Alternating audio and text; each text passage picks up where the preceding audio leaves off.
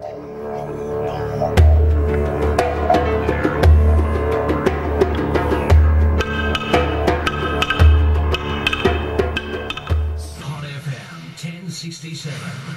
today's best songs. Well, everybody needs to rock. Phil Haley in the comments, and I think, Phil, that is the title of the album that we're playing some tracks from. It is. Is it still available, that album? It is, yeah, from Prestone Records, but Jamie will have some up for the weekend, so if you want one, come and get it signed. Now, what about with actual Bill Haley material? How many Bill Haley songs do you actually do? Do you do Rock Around the Clock, and do you do Shake, Rattle and Roll and all of these? I must admit, I like the classic Bill Haley ones, which you know, Rock Around the Clock and R.O.C.K. Rock, and we do one or two obscure ones as well, and I sort of like, I still keep moving it round a little bit and what have you, but I think Bill Haley recorded over 600 songs, so there's quite a lot to go at, but some good and some not so good, but no, I like the classic Bill Haley. Yeah, well, I know that the oldie station here plays like the one we had just before, you know, Burn the Candle, and yeah. they do often hear Dim Dim the Lights. Yeah. And one Bill Haley that was a huge hit in Australia, and I don't know how big it was in England, See You Later Alligator. Yes, I always do See You Later Alligator. You do that too? Oh, yeah, yeah. You'd find that would get a real good response in yeah. Australia. Yeah, no, we always do that.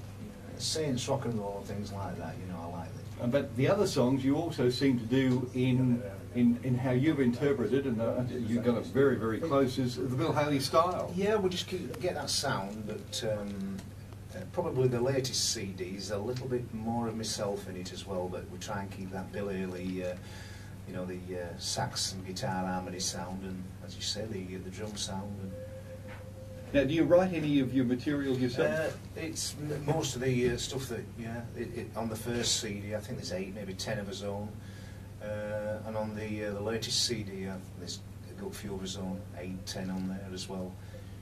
I just don't like recording what I call cover tracks, you know. This, I think you need something there of yourself. Now, what about audiences? Now, do you ever get anybody come up to you and say, you know, we saw Bill Haley or anything like that? All the time. You do? All the time, yeah. So I've even had people say, I can remember when you came over to the UK in 1957, and it's all good stuff. Well, it'd really give you a smile, wouldn't it? Oh yeah, yeah. Now, you mentioned that you got some material or some things from the family, you know, or did you remember Bill Haley yourself as from the movies? Like, yeah, what do you have? Don't know. What was one with a couple of the movies that he was out in? Don't Knock the Rock. Yeah. Rock Around the Clock and whatever. Yeah, Rock Around the Clock was on Black or something, Jungle or something, wasn't it? Blackboard Jungle, yeah. Yeah, from the Glenn Ford one too. Mm. Now, did you watch any footage of him, film footage of him to get it all right? The first recollections I have of Bill Haley is that must have been about 8 at the time, I think. I always used to go to the Saturday morning matinees at the local cinema. And you know, you used to get all the cowboys on and what have you, you know. So I was there, and I can we had Pathé News, and in the UK, and that was always on with it, you know, in between the films and whatever. And it showed you Bill Haley arriving in the UK on the Queen Mary sort of thing, and they had a special train to take him to London. And Bill Haley and the Comets were on the train, as well as all the fans and what have you, and they were all singing. And the song that they were singing was Giddy Up a Ding Dong, that's right, isn't it? Yeah, I think. And I can still remember that as if it was yesterday, and that was the first, you know, what's this? Yeah, because that song, you know, out here in Australia was actually, I think, the version that they played, because not every country played the same version. Oh, no, I think we played Freddie Bells. Yeah. Out here in Australia, from memory. Yeah, and that was the first, and of course there was all the things that were, you know, the so-called cinema riots and things like that, and not a good side of it and what have you, you know, but it was all part and parcel. It was just fresh and exciting. really austere years after the war and what have you, you know, so good times. Now, what other countries have you actually performed in as Phil Haley and the Comets? Most of our work now is in Europe, Scandinavia, come across to Australia.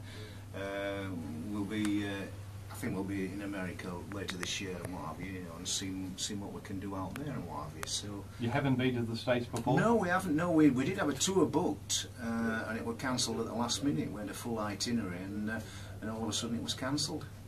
Well, I think that over in America there seems to be a complete resurgence in the oldies type shows at the moment. A lot of the old acts are, you know, are coming back and actually working now. Yeah. So I suppose it'd be interesting to try out, you know. And well, yeah, variety shows and what. Yeah, yeah. I think people are probably just rediscovering things and what have you, you know. Have you any idea how many songs you actually do? How many have you got in your repertoire? Do you do the same set all the time, or? Oh no. We're obviously being a Bill Haley tribute, if you like, and what have you. There's a certain amount of Bill Haley that I've got to do.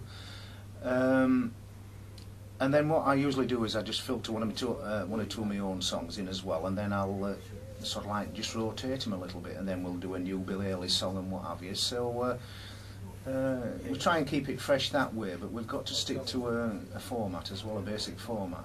So that's how we do it. That format will be the one that you work out has been successful. What the audiences expect from it. Yeah, that's it. Yeah, they expect, you know, like you mentioned, "See you later, alligator." Well, you know, I've got to do to that, but I don't mind doing it. Which one do you, which Bill Haley do you sort of kick off with, and which one do you end with? We always start off with the, you know, the Bill Haley type stage show, you know, which were the thing, and it's always been shake, rattle and roll. That's what he did. That's what he started with. So you've done the same thing. What do you end with? Pardon? What do you end with? What's always "See you later, alligator." You know, okay. It just says it all, the song, doesn't it? Really, you know. But and I think that do you do?